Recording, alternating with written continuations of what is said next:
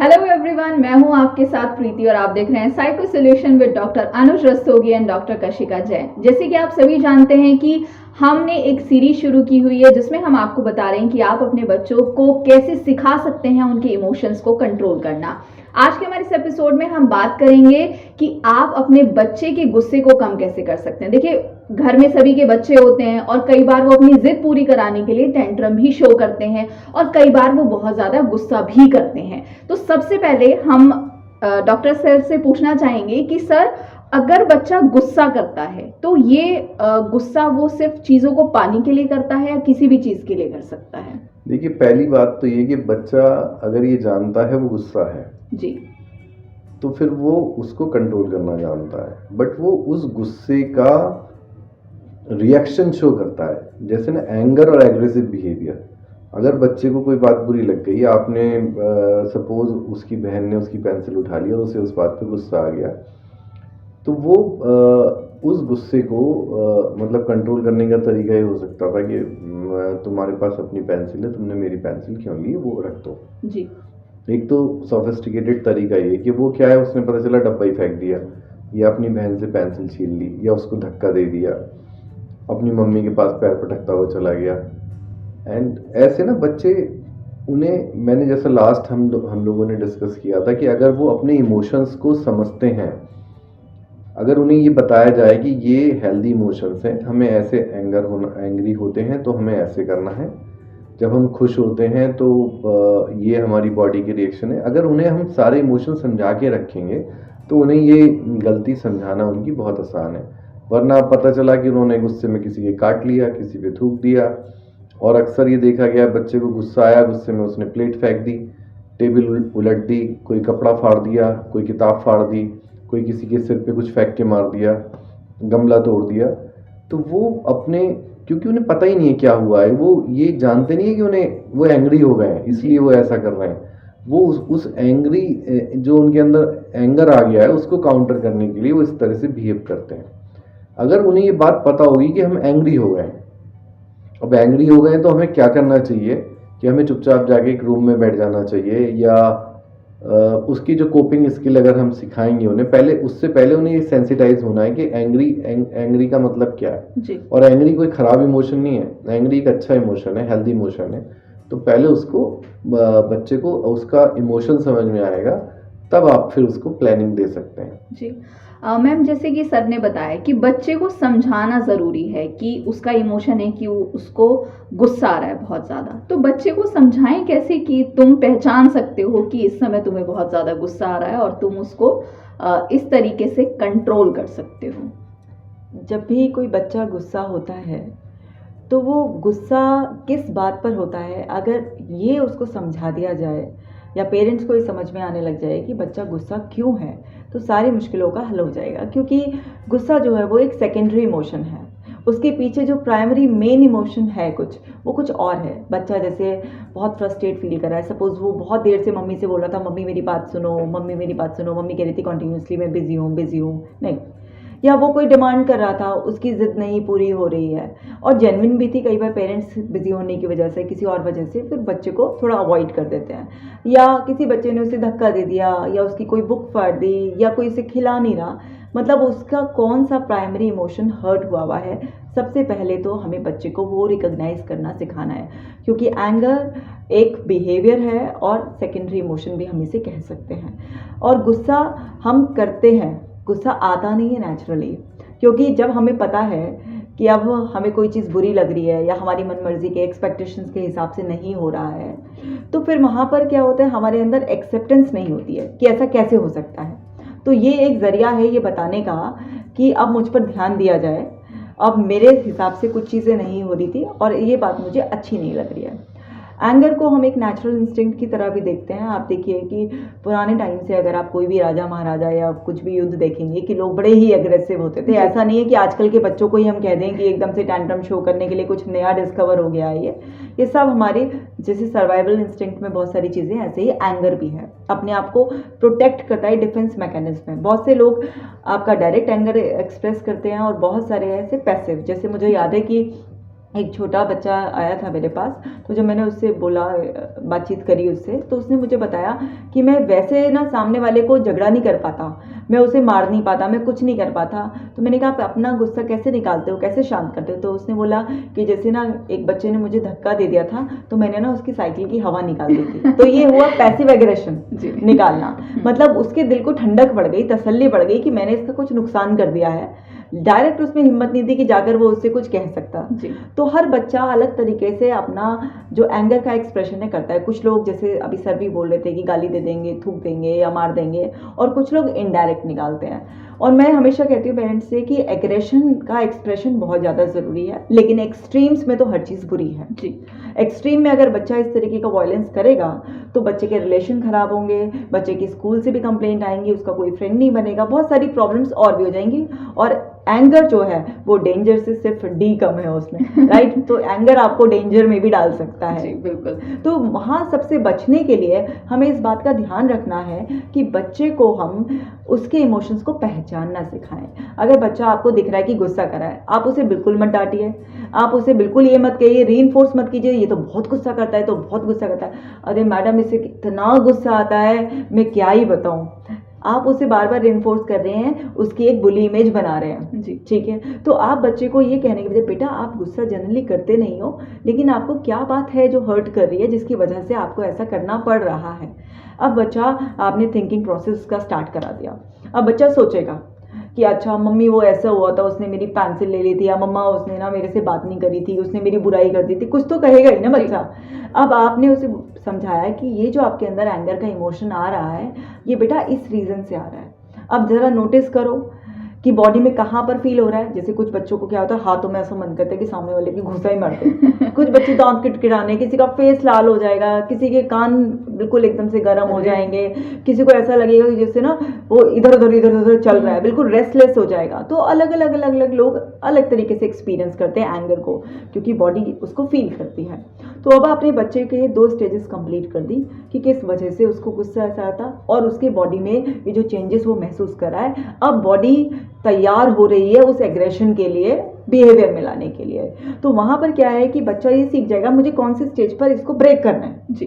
कि पहले तो उसे समझ में आ जाएगा कि गुस्सा क्यों आ रहा है, तो वो एक्चुअल में रूट कॉज उसका एनालिसिस हो जाएगा, पूरा कॉज पर पहुंच गया, तो कॉज को ट्रीट करेगा, तो फिर इफेक्ट अपने आप ही चेंज हो जाएगा। बिल्कुल। दूसरा, उसको पता चलेगा कि ये तो एंगर तेरे लिए डेंजर है, तेरी बॉडी सबसे ज़्यादा खराब हो रही है। तो मतलब गुस्सा एक वैसा जहर है कि ऐसा नहीं हो सकता कि दूसरा ही मरेगा, आपको भी पीना पड़ेगा और आप पे भी इफेक्ट आएगा।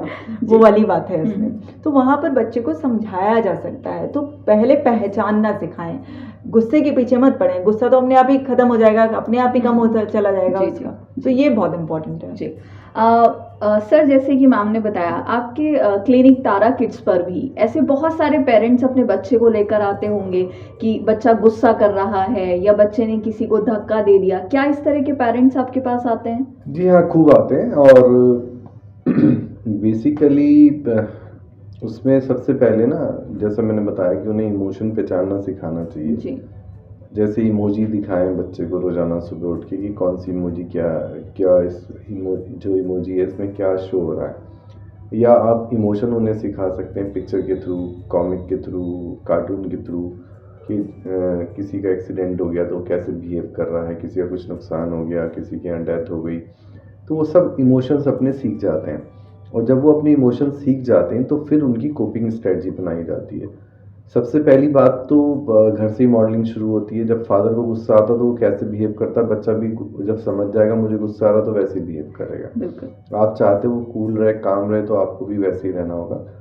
सेकंड, आपको ना कुछ रूल्स क्रिएट करने होंगे कि गुस्सा आ गया तो इसका मतलब ये नहीं है कि हम किसी के साथ मिसबिहेव करें, हम थोड़ी देर के लिए चुप हो जाएं या हम दूसरे कमरे में चले जाएं और अकेले बैठ जाएं जब हमें लगता है कि अब हमारा जो गुस्सा आ गया तो हम चुप बैठे रहें।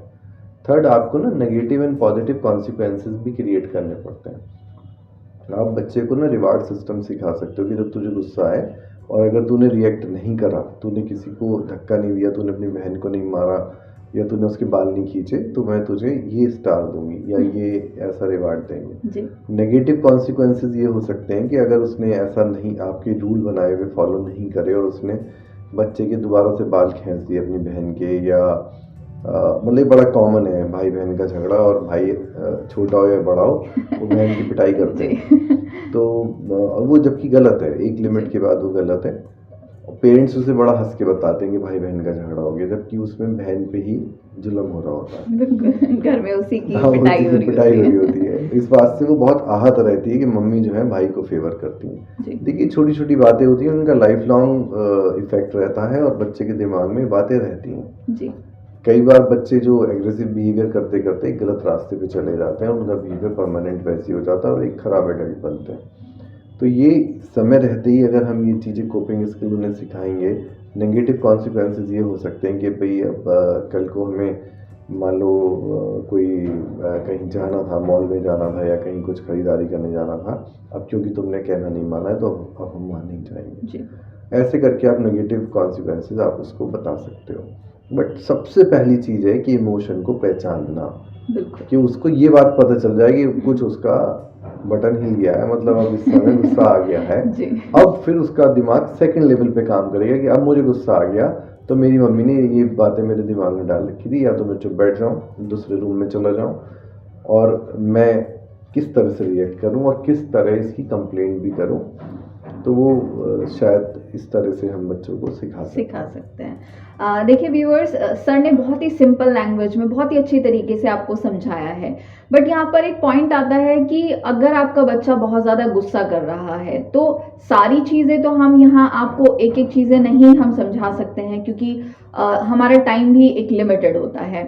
अगर आपको लगता है कि आपका बच्चा आपको बहुत ज़्यादा परेशान कर रहा है तो आप साइकोलॉजिस्ट से ज़रूर मिलिए, क्योंकि अगर आपने अभी अपने बच्चे को नहीं समझाया तो हो सकता है कि फ्यूचर में वो एक ख़राब एडल्ट बने, और कोई भी पेरेंट ये नहीं चाहेगा कि उनके बच्चे जो हैं उनका फ्यूचर अच्छा ना हो। मैम, सारी बातें तो देखिए हम नहीं कर सकते हैं, बट मैं यहाँ आपसे जानना चाहूँगी कि क्या आप हमारे पेरेंट्स को कुछ बेसिक टिप्स देंगी कि वो अपने बच्चों को किस तरीके से समझा सकती हैं? बिल्कुल। सबसे पहले तो ये है कि आपको बच्चे के माइंड में उसकी इमेज चेंज करनी है। अगर आप देख रही हैं, नोटिस कर रही हैं कि आपका बच्चा गुस्सा करता है, तो आप उसे बिल्कुल ऑपोजिट सजेशन रीइंफोर्स करना स्टार्ट कीजिए। शुरुआत में आर्टिफिशियल लगता है, लेकिन आप इसको इस तरीके से कह सकते हैं कि बेटा, जब भी कोई ऐसी सिचुएशन आती है तो आप अपने ऊपर पूरा कंट्रोल रख सकते हो और आप शांति से अपनी बात बताते हो। जी। तो आपने बस इतना ही कहना है, और जब ये उसके दिमाग में सेट हो जाएगा फिर उसके बाद अपने आप ही वो क्या है, पॉज लेना स्टार्ट कर देगा किसी भी अनएक्सपेक्टेड सिचुएशन में। फिर उसके बाद आप उसे कि जैसे सुनाकर कह देते हैं ना हम उसे, ये तो बहुत शांत है, ये तो शांति से जो है ना अपनी सारी सिचुएशंस को हैंडल करता है, ये तो बहुत अच्छी तरीके से बताता है। तो बच्चे को हमेशा वो इमेज रीइंफोर्स करें जो आप उसकी एक्चुअल में चाहते हैं। पेरेंट्स दरअसल उल्टा करते हैं, वो चाहते तो है बच्चा शांत रहे, लेकिन कहते रहेंगे कि ये बहुत गुस्सा करता है, बहुत उसको ट्रिगर देते रहते हैं। सबसे पहले तो अपनी लैंग्वेज चेंज कर लीजिए। जी। दूसरा बात है, अगर बच्चा गुस्सा कर रहा है, और जैसे मैंने बताया था कि पहले बच्चे को उसका कॉज जो है ना आप समझा दीजिए कि ये इस वजह से गुस्सा है, और उस पर बात कीजिए कि इसका क्या सोल्यूशन निकाला जा सकता है।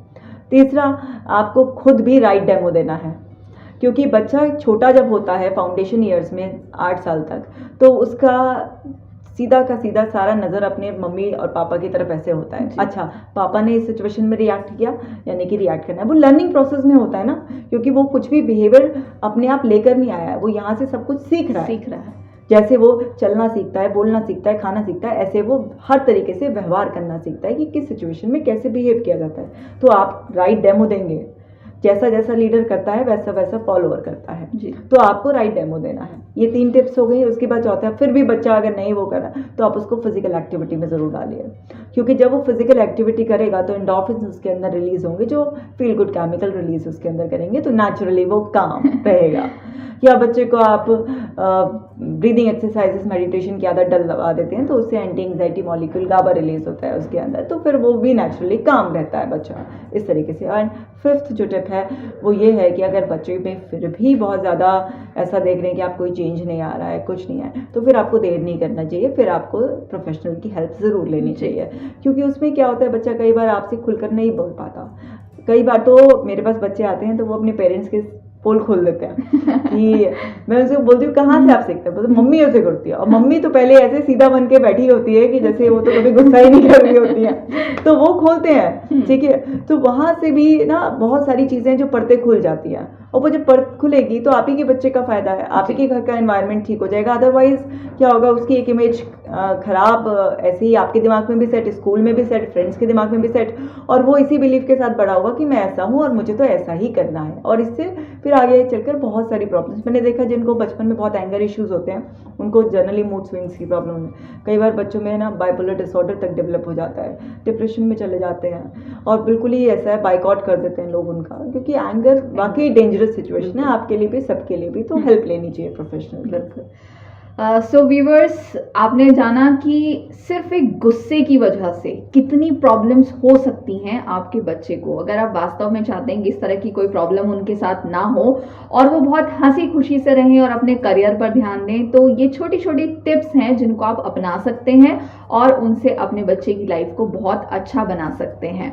Thank you so much ma'am, thank you so much sir. So viewers, आज के हमारे इस एपिसोड में इतना ही। नेक्स्ट एपिसोड में हम फिर से मिलेंगे और बात करेंगे किसी और टॉपिक पर कि उससे रिलेटेड अगर आपके बच्चे के मन मस्तिष्क में कोई भी इमोशन आता है तो आप उसको कैसे कंट्रोल कर सकते हैं। Thank you, bye bye.